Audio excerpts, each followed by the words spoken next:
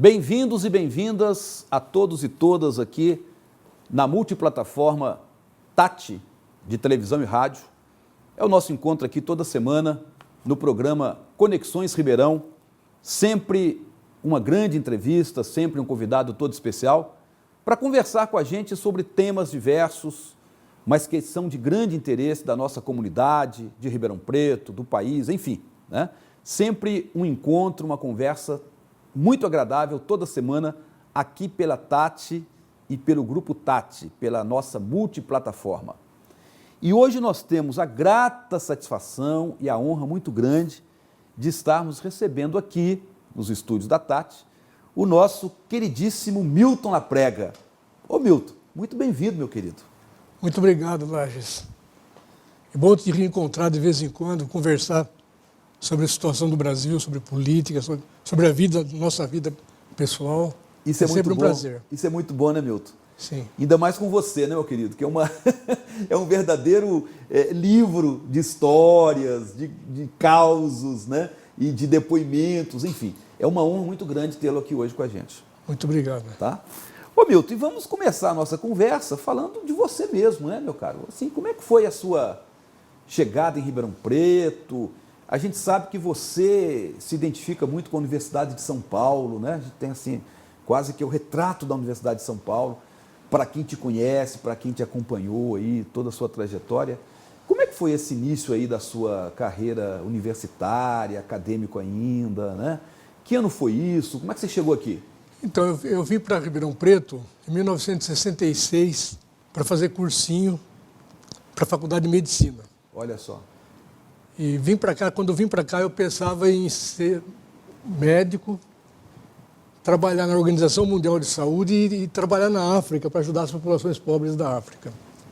Era uma visão assim muito Você é romântica. Meio romanceada, né?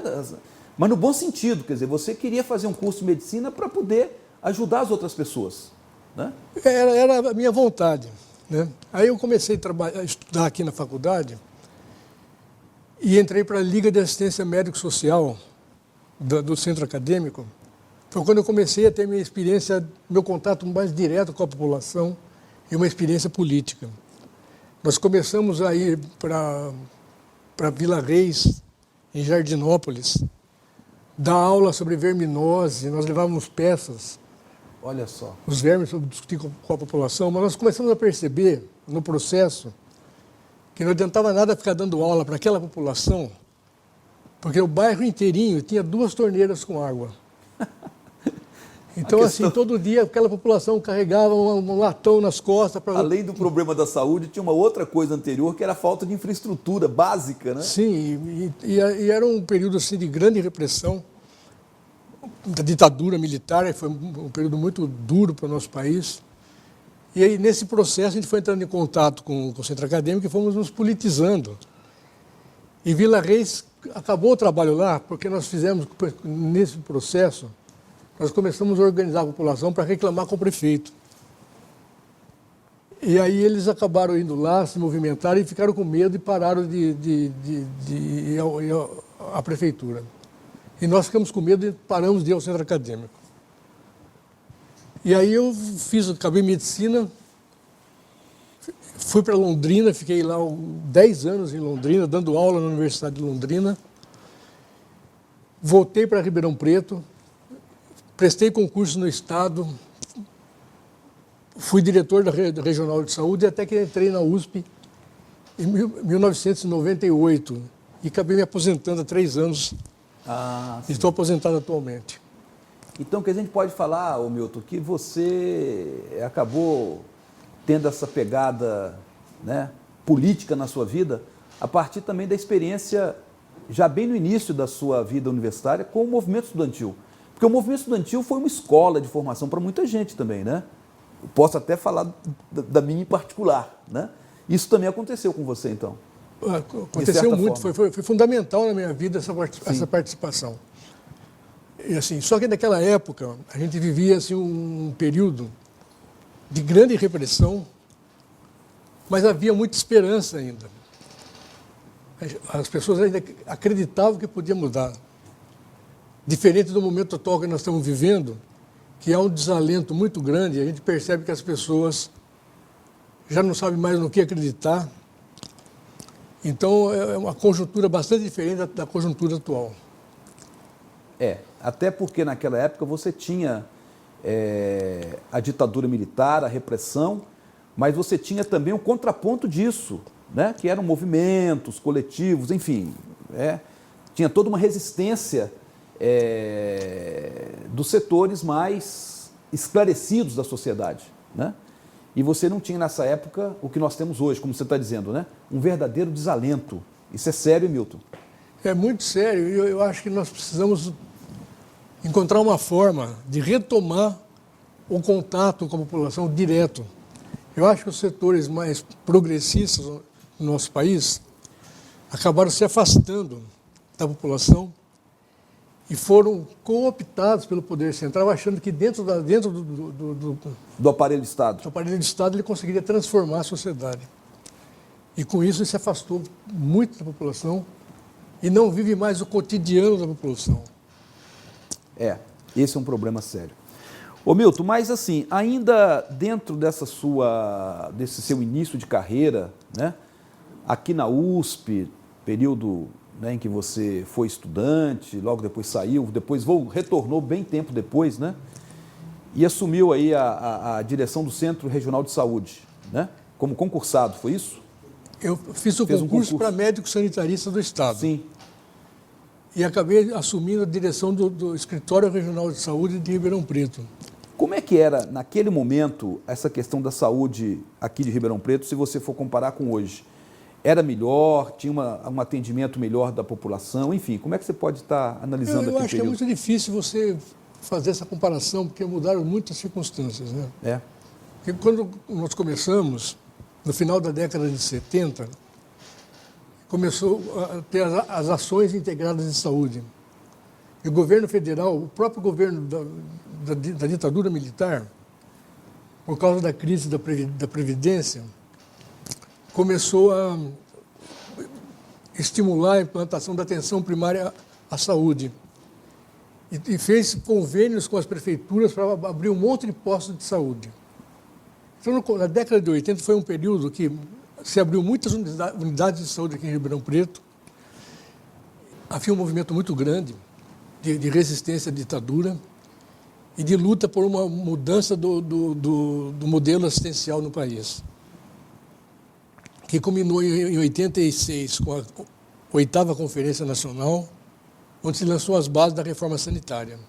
Nessa época também, o Milton, teve a discussão da formulação do atendimento único da saúde, do INSS. Como é que foi? Você participou desse movimento? Que parece que aqui em Ribeirão Preto teve um foco forte aqui, né? Teve um movimento importante aqui, a gente conseguiu, na época, nós começamos juntando a prefeitura, fazendo um convênio entre a prefeitura, o INAMPS e o Estado. E aí nós tínhamos uma comissão gestores naquele momento, sim, que começou a organizar a reforma sanitária aqui em Ribeirão Preto. Então foi o momento que várias unidades foram criadas na periferia da cidade. Então houve uma expansão muito grande da cobertura de atendimento médico naquele momento. Agora, nos últimos anos, eu acho que houve uma certa estagnação, respondendo aquela pergunta sua anterior, e foi havendo uma certa dificuldade financeira, além de dificuldade de gestão, uma dificuldade financeira também. Falta de recursos. Falta de recursos. Então, eu acho que hoje nós estamos vivendo um momento de crise de novo na saúde. Eu não sei te dizer se é melhor ou pior, sim, do que antes. É muito São difícil circunstâncias diferentes. São circunstâncias diferentes. Hoje, concretamente, nós temos uma rede pública de saúde muito mais ampliada. Nós estamos vivendo um risco muito grande com a terceirização da saúde. Eu acho que essa visão neoliberal do Estado mínimo acaba retirando o compromisso que os nossos governos têm em manter a saúde da população. Não só a saúde, como a educação. Sim. tudo mais. Um projeto, é um projeto bem caracterizado, bem definido. Bem definido. De descompromisso do Estado com aquelas necessidades básicas da população. Isso você falou bem, saúde e educação aí em primeiro lugar, né? Ô Milton, e você como professor? Porque você também, né, foi professor lá da medicina, enfim, como é que foi esse período seu aí de docência? O que você guarda de boas lembranças ou de dificuldades que você enfrentou naquele período lá? Eu tive um período lá em Londrina, foi um período que nós tínhamos, em que eu dava aula para medicina também lá durante 10 anos. E a gente ia nas unidades de saúde periféricas para ensinar o aluno a atender os casos de atenção primária. Aqui em Ribeirão Preto, quando eu entrei na USP, eu participei do processo de criação da saúde da família aqui em Ribeirão Preto. As primeiras unidades de saúde da família foram criadas pela USP. Que interessante isso aí. E é interessante que os alunos iam para as unidades periféricas, saíam de dentro do hospital para ter um contato mais direto com a população. Então, eu acho que foi uma experiência bastante importante. Eu acho que foi fundamental para a formação de novas gerações de médicos. Não só de médicos, mas enfermeiros, fisioterapeutas. Todo o pessoal da saúde. Todo profissional da saúde. Muito bom. O Milton, e antes de terminar aí o nosso primeiro bloco, né? Hoje você está aposentado, não é isso? E está fazendo aquilo que você gostaria de fazer, que não tinha tempo, enfim, está se dedicando a coisas mais, não digo agradáveis, mas assim, que você tem aquela pegada mais pessoal, né? Como é que está a sua vida hoje de aposentado? Eu sei que você montou um estúdio, né? Tem um grupo de estudo, enfim, fala um pouquinho para a gente sobre isso aí. Na verdade, assim, tem um lado bom, né? Sim. Você administra o teu tempo como você quiser. Com bastante autonomia, né? Autonomia. Não tem que fazer um monte de relatórios que são necessários, mas que você fica desobrigado de fazer isso. E eu comecei a organizar grupos de estudo, que eu acho que são fundamentais. Então, estou pegando coisas de saúde pública, de história, de economia, de política, filosofia. Estamos estudando essas coisas. E montei um estúdio no meu escritório para eu estudar música. Olha só, tem essa pegada da música também, hein? Sempre quis aprender o instrumento, comecei a aprender acordeon, piano, teclado. Olha só. Saxofone.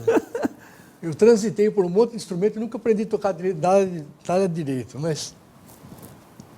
Que bom então, hein? Legal, vamos dar um intervalinho, Milton? Daqui a pouco a gente retoma aqui com a entrevista, tá bom? Daqui a pouquinho. Você sabia que as noites mal dormidas agravam as olheiras?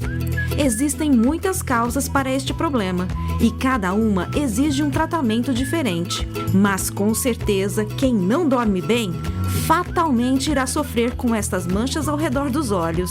Durante o sono, ocorre uma drenagem linfática na região.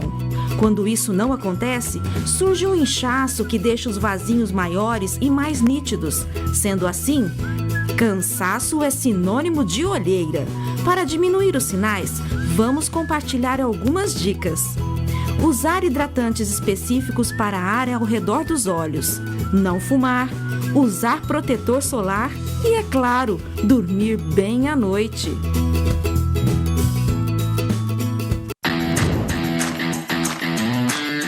É muito mais música.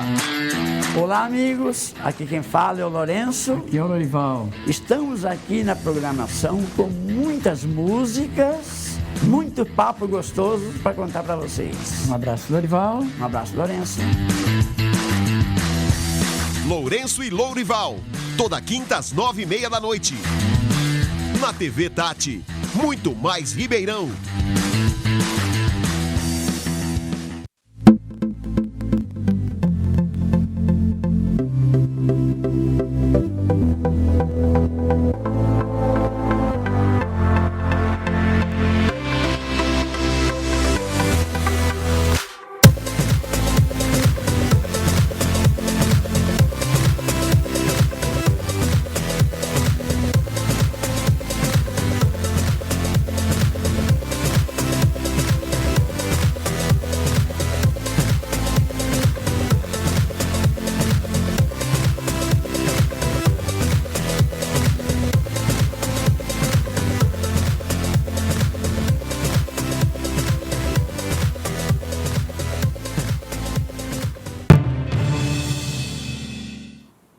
Retomando aqui a nossa conversa com o professor Milton Laprega, médico e professor aposentado aqui da nossa Universidade de São Paulo.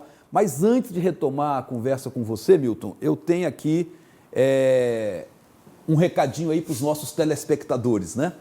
Eu queria dizer o seguinte, olha, nós estamos mandando, né, ou enviando o nosso livro aí, Ribeirão Preto Revisitado, nossa última obra, já falamos dela aqui outras vezes.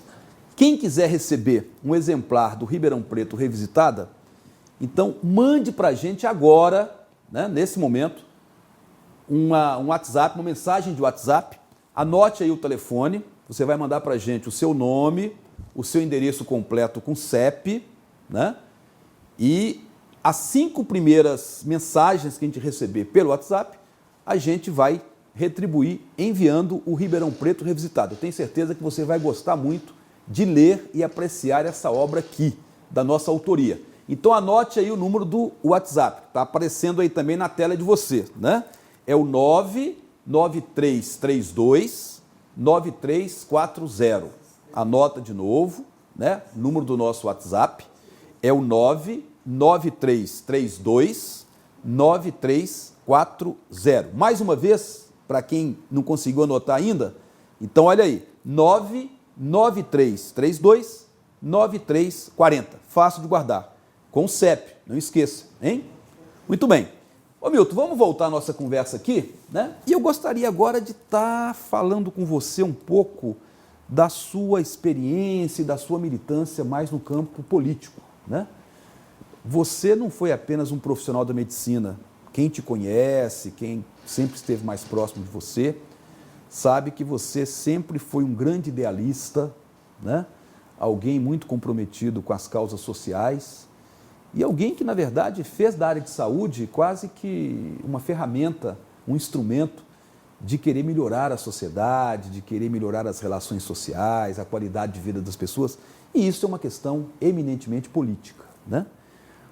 Ô Milton, mas a gente está atravessando hoje uma situação, uma conjuntura que para as pessoas que tiveram no passado mais remoto ou mais recente, tiveram uma militância política nessa área mais progressista da sociedade, nessa área mais avançada, que nós ainda chamamos de uma área de esquerda, vamos dizer assim, de uma visão de possibilidade concreta de transformar a sociedade para melhor, né? Quem já passou por isso, quem já militou nesse campo e quem tem uma história, né, e uma trajetória de vida nesse campo, tem hoje uma visão muito crítica do que está acontecendo, né? A gente gostaria de ver agora a sua crítica em relação a essa conjuntura que a gente está passando hoje. Como é que você está vendo as coisas, ô Milton? Eu vejo com muita preocupação. Assim, retomando um pouco do primeiro bloco, na época da ditadura militar aqui no Brasil, a gente tinha um objetivo que era construir um mundo melhor. A gente queria construir. Quem que não quer viver num mundo em que as pessoas se amam, em que as pessoas se respeitam, que existe justiça social, que não haja tanta desigualdade? Todos nós queremos isso aí. O grande problema é assim, como conseguir essa sociedade tão sonhada, como conseguir a nossa utopia. Ao longo desses anos todos, houve um acúmulo de conquistas devido à luta do povo brasileiro em vários campos e foram avanços significativos, né? Avanços. Saúde, educação, criança, adolescente, idosos, direitos humanos, né? Em políticas sociais. Políticas sociais de modo geral. De modo geral, que foram construídas, né? E agora, com o governo atual, eu acho que eles estão desmontando tudo aquilo que se conseguiu acumular ao longo de anos. As pessoas muita gente não percebeu. Assim, quando a gente eu participei da campanha do Ele Não. Sim. Você foi para a rua também, né? Fui para a rua também, porque eu conhecia a figura do nosso atual presidente. Sim. Porque quando eu fui superintendente do Hospital das Clínicas, eu ia praticamente todo mês a Brasília. Ah, sim. E eu passava no gabinete dele lá na Câmara e via as paredes repletas de cartazes, agressivos, preconceituosos, e falar, esse cara é um perigo. Que fique só agora, aqui, né? Que não avance mais, né? Que fique só. Não, eu achava que fique como deputado. Mas virou presidente, e cada dia a gente escuta uma conversa, uma coisa que ele fala, Uma declaração. uma declaração qualquer, que todo mundo fica assim assustado. Como é que um presidente pode estar falando essas coisas? Mas assim, a gente fica muito voltado para olhar a movimentação e as falas do presidente e não estamos percebendo o que está acontecendo em relação à Petrobras, à Amazônia, aos direitos trabalhistas, à saúde, à educação. Parece que eles colocaram o Brasil à venda. Então, assim, eu não quero parecer assim radical, mas assim, eu tenho muitos amigos que votaram no Bolsonaro, mas assim, eu acho que votaram errado e já estão percebendo que caíram numa conversa. Numa verdadeira armadilha, você não acha? Eu acho que tudo é... Uma armadilha que foi feita aí, né? Eu acho que sim. Uma verdadeira emboscada para a nossa população. Mas o pior dessa conjuntura que nós estamos vivendo é que houve uma desmobilização muito grande da população.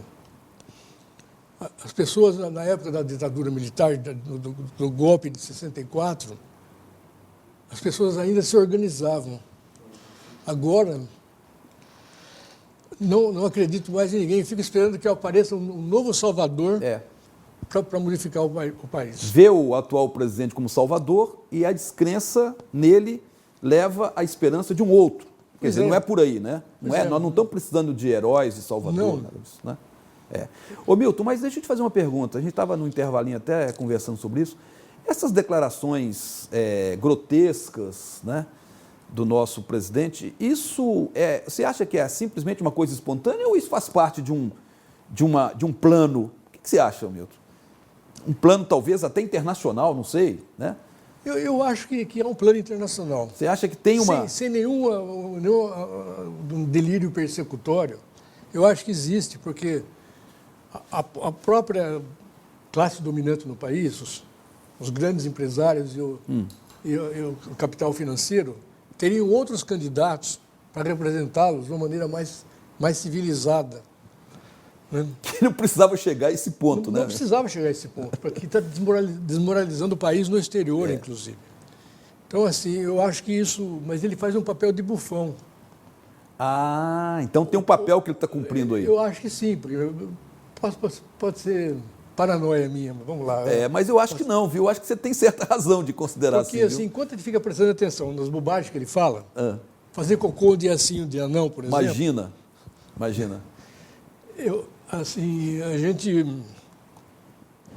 Eles estão entregando o país, estão destruindo tudo que se fez. Desmonte. Estão desmontando. Verdadeiro desmonte de todas aquelas conquistas civilizacionais mesmo, né? Que surgiram depois da Segunda Guerra Mundial com o modelo do Estado de bem-estar social. Sim. Então, eles estão desmontando esse modelo e o capital financeiro, que é coordenado em nível internacional, está fazendo um processo de recolonização, não só do Brasil, como de vários países do mundo. Aliás, essa expressão recolonização voltou forte agora para expressar a situação que a gente está vivendo. Sim, né? Não é uma situação isolada aqui no Brasil. Infelizmente, eu acho que é muito mais geral e prenuncia tempos ruins. Sem dúvida. Eu acho que... Ô Milton, mas eu queria saber de você o seguinte, afinal de contas, você tem toda essa agenda de reformas, né, que é capitaneada pelo próprio governo do presidente Bolsonaro. Afinal de contas, o Bolsonaro está sendo também um inocente útil, né, para esses grupos, esses setores da sociedade que querem as reformas e estão fazendo um jogo duro para aprovar. Reforma trabalhista, reforma da Previdência, agora vem a tributária, fiscal, etc. Né? Afinal, o Bolsonaro vai servir essa gente até o final do governo dele ou não? Eu acho que ele está sendo muito útil, mas não inocente, primeira coisa. Então a expressão completa não cabe aí, tá bom. Não cabe. Mas eu tenho a impressão que passar esse período atual... Das grandes reformas. Eu acho que ele vai ser descartado. Ah, é? Na minha visão. Ele não foi descartado ainda? Primeiro, muito no início do governo, praticamente um Claro. semestre. E o descarte agora podia atrapalhar, inviabilizar completamente o processo de reformas na ótica dos grupos aí da sociedade Sim, que querem essa tem reforma. pessoas muito mais preparadas, e mais, Sim. E não só o presidente, estou falando dos ministros Claro, também, de todo claro. o governo, né? claro. Imagina no século XXI falar que a Terra é plana, por exemplo. Imagina a gente acordar num dia e saber que a avó da esposa do presidente foi presa por Tráfico. tráfico. É uma situação que não dá para conviver mais. E as elites financeiras e econômicas do Brasil, esse capital... Grande capital. Grande capital que comanda o país, não precisa disso e não vai aceitar isso por muito tempo, porque desmoraliza o país. Moraliza. Você tem algumas declarações de pessoas mais responsáveis aí, da mídia, da área acadêmica, né? Já colocando exatamente isso, né? Que as declarações do presidente já estão inviabilizando, inclusive, alguns projetos de reforma, né? Entre esses setores aí mais comprometidos com elas, né? Ô Milton, foi boa a nossa conversa, meu querido. Foi muito boa, né? Sua vinda aqui, ter atendido nosso convite. A gente vai encerrando por aqui porque o nosso tempo acabou, né? E prometendo voltar aí na próxima semana com outro programa de entrevistas do Conexões Ribeirão Preto, aqui pela multiplataforma Tati de Rádio e TV, né? E também pelo Facebook, também pelo YouTube, né? E depois também a gente coloca essas entrevistas aí na nossa rede pessoal aí, da página, do perfil, para que mais pessoas possam também acompanhar. Muito bem-vindo, muito obrigado pela sua presença. Eu que agradeço, muito obrigado a você e a Tati, e estou à disposição, qualquer coisa que precisar. Com certeza, vamos chamá-lo aqui de outras vezes, tá bom? Obrigado. Falou. Encerrando aqui mais um Conexões Ribeirão Preto, até a semana que vem.